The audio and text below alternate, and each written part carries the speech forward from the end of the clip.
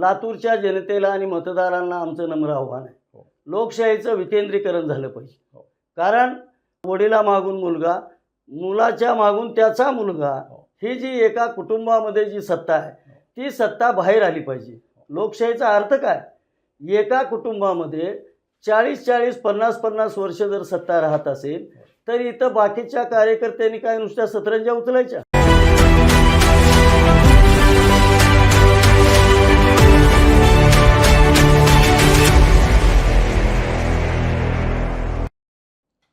नमस्कार, मी अशोक चिंचोले. बोला तुम्ही ऐकतो आम्ही भूकंप न्यूज यूट्यूब चॅनल संपादक. प्रेक्षको, लगेच 2 दिवसावर प्रत्यक्ष विधानसभा निवडणुकीचं मतदान आहे. प्रचाराचा उद्याचा शेवटचा दिवस आहे आणि या लातूर शहर विधानसभा मतदारसंघात प्रचंड अशी उत्सुकता निर्माण झालेली आहे. आम्ही मागे एका मालिकेमध्ये असं म्हटलं होतं की लातूर विधानसभा मतदारसंघातील निवडणूक ही दुरंगी नव्हे तर वंचित बहुजन आघाडीच्या उमेदवारामुळं तिरंगी होत आहे. खरंच काय स्थिती आहे? वंचितच्या उमेदवाराची काय स्थिती आहे? वंचितचे उमेदवार म्हणून विनोद खटके हे उभे आहेत आणि त्या पक्षाचे प्रमुख म्हणता येईल आणि समाजामध्ये वेगवेगळ्या पद्धतीनं धार्मिक कामं करणारे धम्मप्रचारक असे बौद्धाचार्य केशव कांबळे हे आज आपल्या स्टुडिओमध्ये आले आहेत. आपण वंचित बहुजन आघाडी, त्यांचे उमेदवार विनोद खटके आणि संबंध या मतदारसंघात नेमकी स्थिती काय आहे आज या संदर्भात विचारविनिमय करणार आहोत. नमस्कार कांबळे साहेब. नमस्कार. काय स्थिती आहे आज तुमच्या उमेदवाराची या मतदारसंघात? सर्वप्रथम आपण मला आपल्या या चॅनलवरती बोलवलात त्याबद्दल आपले मनपूर्वक आभार आणि अभिनंदन. आणि खऱ्या अर्थानं ही विधानसभेची निवडणूक ही आगळ्या वेगळ्या पद्धतीने इथं लढली जात आहे. आपण म्हणालात की ही निवडणूक खऱ्या अर्थानं तिरंगी होत आहे. इथं वंचितचा जो उमेदवार आहे विनोद खटके हा एक तरुण आहे आणि हा तरुण असा आहे केवळ राजकारणासाठी किंवा निवडणूक लढविण्यासाठी तो आला नाही.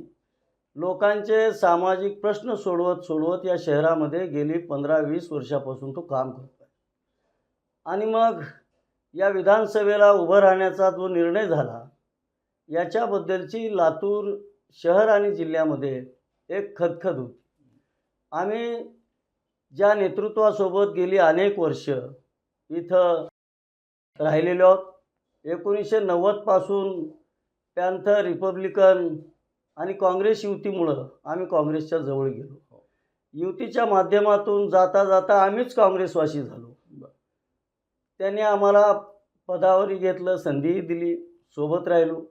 आम्हालाही वाटलं की विकासासोबत राहावं, मोठ्या पक्षासोबत राहावं. परंतु स्मृतिशेष विलासरावजी देशमुख यांच्यानंतर जे नेतृत्व आलं अमित देशमुखांचं, 15 वर्ष आम्ही बघितलं कुठल्याही सामाजिक कामाला त्या राजकीय माध्यमातून न्याय आम्हाला मिळालेला नाही.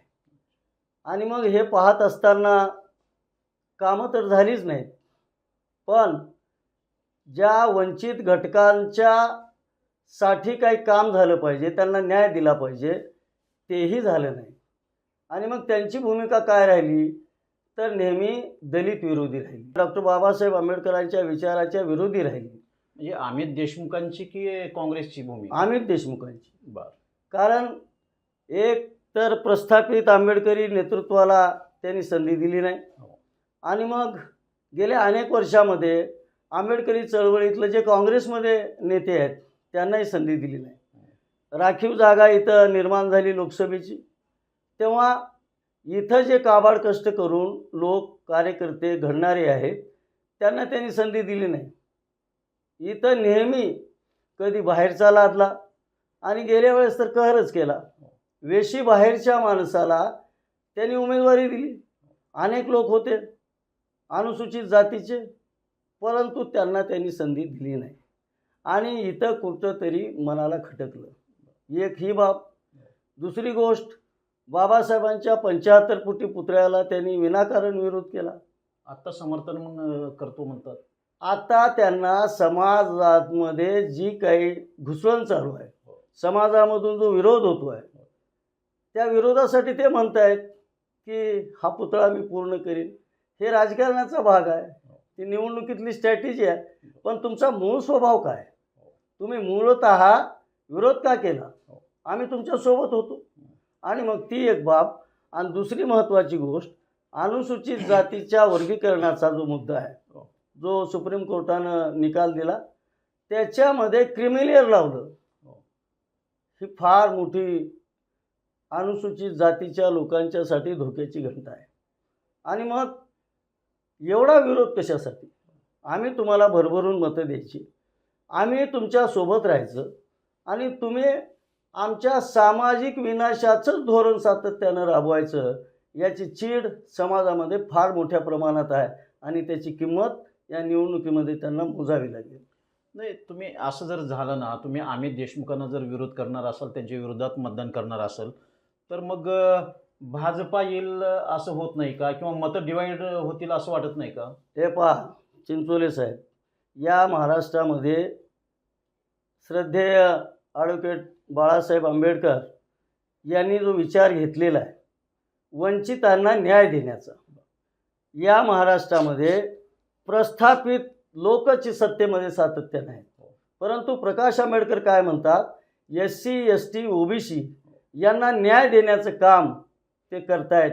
आणि मग त्यांनी जेव्हा या लोकांची भूमिका मांडतात आणि जेव्हा राजकारणाची भाषा करतात, तेव्हा इथं दलितांना, अल्पसंख्याकांना, SC ST OBCना भेडवल्या जातं की यांना मतदान केलं तर BJP येईल. पण BJP येईल म्हणता, जर BJP जातीयवादी आहे, तुम्ही कुठं कमी आहे? बरोबर. तुम्ही सुद्धा त्या BJPच्या पुढे एक पाऊल पुढे जातीयवाद करता, हे लोकांनी पाहिलेलं आहे. आणि म्हणून आता वंचित बहुजन आघाडीचा जो उमेदवार आहे, सर्व घटकामध्ये आहे. अल्पसंख्याकांचा पाठिंबा आहे, अनुसूचित जातीचा पाठिंबा आहे, OBCचा पाठिंबा आहे, STचा पाठिंबा आहे. आणि म्हणून या बळावर आता काही लोक म्हणतात प्रचार जोरात आहे, नाना प्रकारचे आरोप केले जात आहेत. मूळ मुद्दा असा आहे की आंबेडकरी विचारधारेचं नेतृत्व इथं प्रस्थापित होऊ नये म्हणून त्याचे नाना प्रकारे कारणं देऊन त्यांना बदनाम केल्या जातं. ते आता जनतेनं ओळखलेलं आहे. आणि म्हणूनच ही निवडणूक वंचित बहुजन आघाडी ताकदीने इथं लढवत आहे. विलासराव देशमुख अत्यंत चांगलं काम करणारे आहेत. त्यांचे पुत्र हे अमित देशमुख 3 वेळा आमदार राहिले.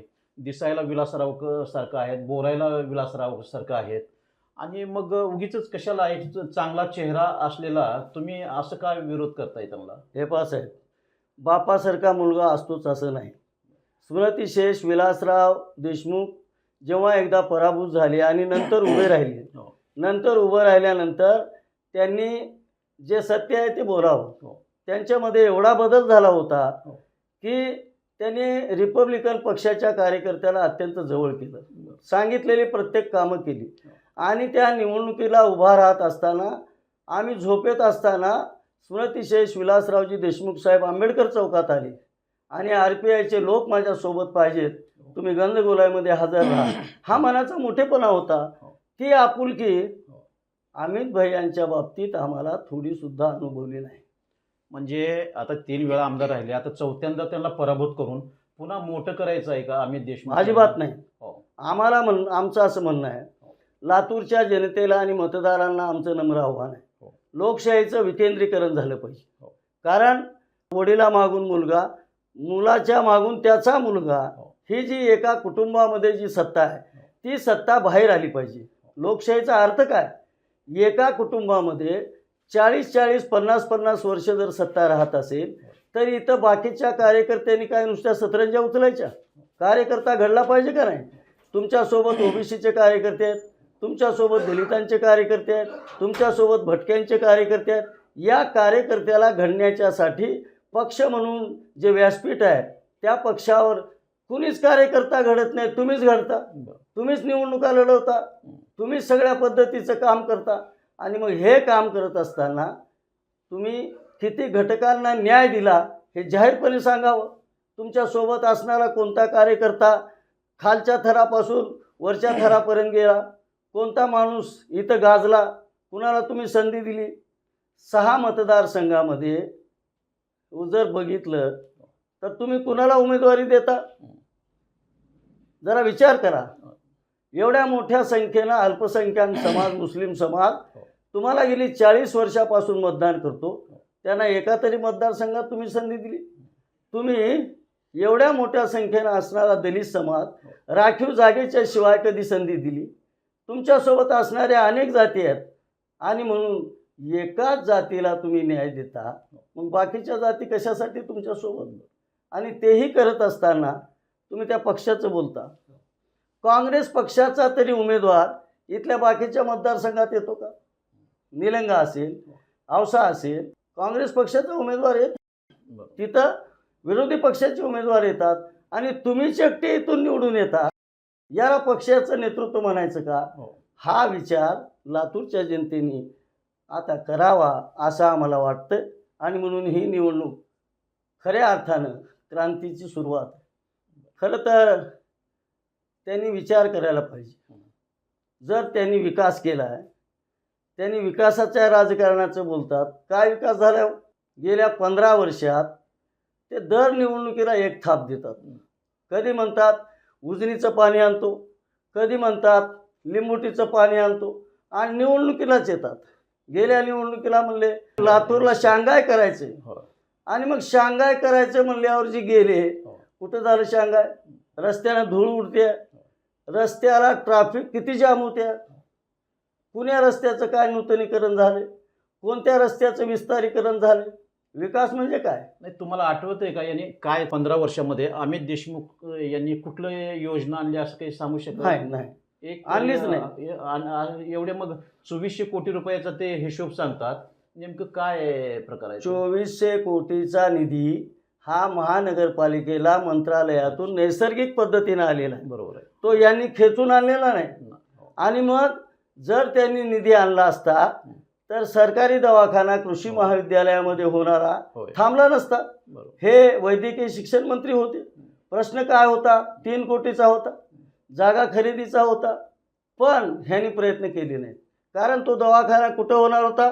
पूर्व भागामध्ये होणार होता. तिथं कुणाला लाभ होणार होता? दलितांना, अल्पसंख्याकांना, गोरगरिबांना त्याचा लाभ होणार होता. म्हणून यांनी लक्ष दिलं नाही. आणि विशेषतः त्या भागात असणाऱ्या शेतकऱ्याच्या जमिनीला भाव आला असता, जमिनी संपादित झाल्या असत्या. आणि मग अशी कारणं आहेत, त्यांनी लक्ष दिलं नाही, दवाखाना झाला नाही. पत्रकारांनी आंदोलन केलं तरी दवाखाना झाला नाही. आणि मग कुठला विकास केला हे खऱ्या अर्थानं लातूरच्या मतदारांनी चिंतन करावं. नाही, या आमदारांनी लातूर शहराच्या पूर्व भागाकडे सतत दुर्लक्ष केले असं नाही का वाटत? पूर्व भागाकडे तर जाणीवपूर्वक केलं, परंतु लातूरच्या कुठल्या भागात काय नवीन घडले गेल्या 15 वर्षात आपणही सांगावं आणि त्यांनीही सांगावं. कारण मला सांगा, शहर वाढतंय, शहराचं प्रमाण वाढतंय, रस्ते वाढले का हो? रस्त्यात काय बदल झाला का? आणि मग रस्त्याने जी वाहतुकीची दाटण होत आहे, जर तुम्ही तहसीलपासून निघालात गोलाईपर्यंत येण्यासाठी तर तुम्हाला 1 तास लागल्यासारखा लागतो. गाडी चालवता येत नाही. आणि मग हे रस्ते वाहनासाठी आहेत का माणसासाठी आहेत हेच कळत नाही. मग ह्याला विकास म्हणायचा का? विकासाची व्याख्या जर पाहायची असेल तर आपण त्यांनी जरा काम केलेलं दाखवावं, मग आम्हाला पाहता येईल. तुम्ही काँग्रेसमध्ये बराच वेळ होता, म्हणजे यांच्यासोबतही काम केले, शहर उपाध्यक्ष वगैरे होतात. तर अमित देशमुख यांची दलित, ओबीसी, मुस्लिम या कार्यकर्त्या संदर्भात काय भावना आहे? काय किती महत्त्व ते देतात? बरोबरीला घेऊन बसतात का? तुम्हाला या वंचित घटकातील व्यक्तींना कधी मोठं केलंय वगैरे असं? अजिबात नाही. बघा साहेब, आमचा अनुभव आहे. विनाकारण आरोप करणाऱ्यापैकी मी नाही. कारण काँग्रेसमध्ये लोकशाहीच नाही. लातूरच्या काँग्रेसमध्ये ही एकाधिकारशाही आहे. ती इथली काँग्रेस ही घराणेशाहीमध्ये अडकलेली आहे. इथं त्यांची मेहरबानी असेल त्याला पद मिळते. कर्तृत्वाला पदं मिळाली पाहिजे. पक्षामध्ये संधी मिळत तालुका, जिल्हा, राज्य अशी संधी कार्यकर्त्यांना मिळाली पाहिजे. जो त्यांच्या मर्जीत आहे हो. त्यांनाच तिथं संधी दिली जाते, अन्य कुणाला तिथं संधी दिली जात नाही. आणि याच्याही पलीकडे जर सांगायचं झालं तर हुजरेगिरी करणाऱ्याला तिथं संधी आहे आणि चांगलं डॅशिंगनं काम करणाऱ्याला, संघर्षात्मक काम करणाऱ्याचं मूल्यमापन मात्र काँग्रेसमध्ये होत नाही, हे मी अनुभवलेलं आहे. तरी मोठ्या संख्येने दलित समाज, वंचित समाज त्यांच्या बाजूनं आहे किंवा काँग्रेसकडे आहे असं म्हणता येईल. वंचित समाज आता काँग्रेसच्या पाठीशी आहे म्हणणं हे हास्यास्पद होईल. आज मी लातूर शहराच्या जवळपास सर्व भागामध्ये फिरलो आहे. लोकांना कळून चुकलेलं आहे का त्यांना बुद्धी सुचली. त्यांनी 2-3 प्रकरणामध्ये दलितांच्या बाबतीत जे विरोधाचे निर्णय घेतले, मग बाबासाहेबाचा पुतळा असेल, अनुसूचित जातीचं वर्गीकरण असेल, क्रिमिलेअर लागू करण्याचा मुद्दा असेल, आणि मुळात लोकसभेला आमच्या समूहाला, वेशीबाहेरच्या समूहाला टाळण्याचं, त्याच्याबद्दल प्रचंड राग आज लोकांच्या मध्ये आलेला आहे. दुसरी गोष्ट, मुस्लिम समाजाचे काही लोक आम्हाला भेटले, वारंवार त्यांचं मतदान त्यांनी ते घेतात, पण यावेळेस मुस्लिम समाजातला तरुण माणूस हा आज वंचित आघाडीच्या सोबत आहे. हे मी डोळ्यानं पाहिलेलं आहे. राजकीय भाषा आणि स्टंट म्हणून बोलायचं नाही, हे वास्तव आहे. कारण लोकांची गर्दी तेव्हा जमते जेव्हा लोकांच्या मनात आहे. वंचित आघाडीच्या उमेदवाराकडे पैसा नाही, पण आज प्रचंड सभा होत आहेत. आणि हे कशाचं द्योतक आहे? जेव्हा तरुण क्रांतीला उठतो तेव्हा कुठलीही क्रांती क्षणात होते आणि ते परिवर्तन अटळ असतं. अमित देशमुख यांच्यासारख्या एक उमद्या नेतृत्वाला पराभूत करेल असं तुमचे उमेदवार विनोद खटके यांचं काय कर्तृत्व आहे? काय नेमकं काम आहे त्यांचं? काय पार्श्वभूमी आहे त्यांची राजकीय? तुलना करायची म्हटली साहेब, अमित देशमुखांना एक पारंपरिक वारसा आहे. याचा अर्थ त्यांच्यामध्ये आणि विनोद खटकेमध्ये फरक आहे असा अजिबात नाही. विनोद खटके गरीब माणसाचा सेवक आहे. त्याने गेली 15-20 वर्षापासून कुणाला दवाखान्याचे असेल, कुणाला अन्याय झाल्यावरचे असेल, कुणाला व्यवसायाचे असेल, अनेक कंपन्यांचे इथं कॅम्प घेऊन लोकांना नोकऱ्या लावल्या. अहो, स्वतःच्या लेकराचं लग्न करा, आईवडील परेशान असतात. 7 वेळा सामूहिक विवाह सोहळे भव्य प्रमाणात त्यांनी घेतले आणि त्या गरीब माणसाला संसार उपयोगी भांडे दिले, नाना प्रकारच्या वस्तू दिल्या. आम्ही डोळ्यानं पाहिलेलं आहे. आणि मग विनोद खटके काही श्रीमंत घरातला नाही आणि त्याने एवढे कामं केलेली आहेत. त्याने एक ॲम्ब्युलन्स घेतलेली आहे. ती ॲम्ब्युलन्स कुणालाही डिझेल घालायला घेऊन जा, त्याचं कसले भाडं घेतलं जातं. आता ज्याच्याकडं गरिबीतून तो वर आलेला आहे काही संघर्ष करून, त्याला अशी सामाजिक कामं सुचतात. यांच्याकडे तर सगळी यंत्रणा आहे. का यांनी सामूहिक विवाह सोहळे घेऊ नयेत?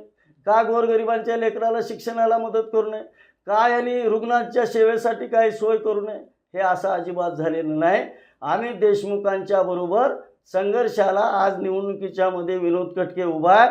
तो वंचितांच्या प्रश्नावर उभा आहे आणि अमित देशमुखांचं नेतृत्व हे वडिलोपार्जित त्या कुटुंबामध्ये घडलेलं आहे आणि म्हणून हा फरक आहे.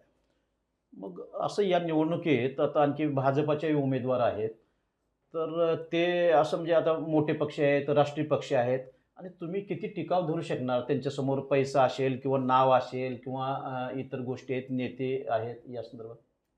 आज जरी दोन्ही पक्ष मातबर असतील, जरी ते राष्ट्रीय असतील, तरी यापुढं मुळात प्रकाश आंबेडकरांना बदनाम केल्या जातं की प्रकाश आंबेडकरांना आणि वंचित बहुजन आघाडीला जर मतदान केलं तर भाजप सत्तेवर येईल.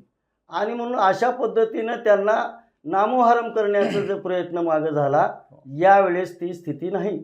यावेळेस प्रकाश आंबेडकरांनी एक जी भूमिका घेतली की गरीब मराठ्यांना आरक्षण मिळालं पाहिजे, ही नवीन भूमिका आहे. मराठ्यांच्या आरक्षणाचंही समर्थन केलं. वंचित घटकातील ज्या जाती आहेत छोट्या छोट्या, त्यांना त्यांनी संधी दिलेली आहे. त्यांनी 20 मुस्लिम समाजाला उमेदवारी आता दिलेली आहे आणि वेगवेगळ्या जाती आहेत, निश्चित माहिती माझ्याकडे नाही. आणि मग एवढ्या सगळ्या जातींना सोबत घेतल्यानंतर त्याचा परिणाम आज होतच असतो. आणि म्हणून या निवडणुकीमध्ये जरी ते 2 मातबर पक्ष असतील, ते धनदांडगे आहेत, ते जातदांडगे आहेत, पण आमचा संघर्ष वंचिताचा आहे आणि वंचिताच्यासाठी संघर्ष करत असताना काय होईल याची पर्वा नाही. तुम्ही एक लक्षात घ्या, आम्ही जे संघर्षाला उभे आहोत, विनोद खटकेच्या रूपानं वंचित आघाडी या निवडणुकीत उभी राहिली, याचं पहिल्यांदा चिंतन करावं की हे का घडलं, आणि या संघर्षाला आता सुरुवात झालेली आहे आणि ही सुरुवात आम्हाला महत्त्वाची आहे. नाही तरी काँग्रेसवाले म्हणतात किंवा अनेक काँग्रेसचे पदाधिकारी असं म्हणतात की वंचितला गेल्या निवडणुकीत 19च्या निवडणुकीमध्ये साधारणतः 24,000 मते मिळाली होती. फार तर आता आणखी एक 4-5 हजार वाढतील, पण हे मतविभाजन असेल, हे निवडून येणार नाहीत.